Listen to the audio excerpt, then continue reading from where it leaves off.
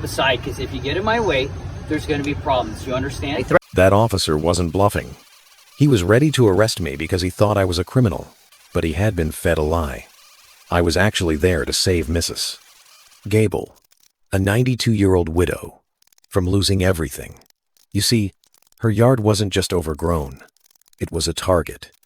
The city had threatened to put a lien on her house because of the waist-high grass, which would force her into foreclosure. She has no family left, and her arthritis makes it impossible to hold a rake, let alone a mower. Enter Mr. Sterling, the neighbor who lives next door. Instead of helping this sweet old lady, he was the one calling the city every single day to report her. Why? Because he's a real estate flipper. He told Mrs. Gable to her face that once the city fines bankrupt her, he'd buy her property for pennies on the dollar. When I pulled up with my trailer to do the job for free, Sterling didn't just get mad. He panicked. He knew if I cleaned the yard, he couldn't steal her home.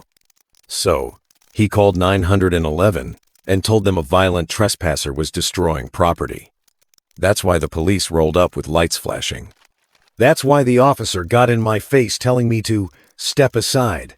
I shut off the mower and calmly explained the situation, pointing to Mrs.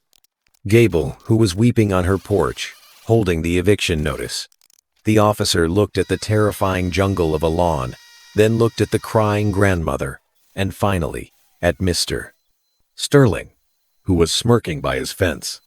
The tension broke.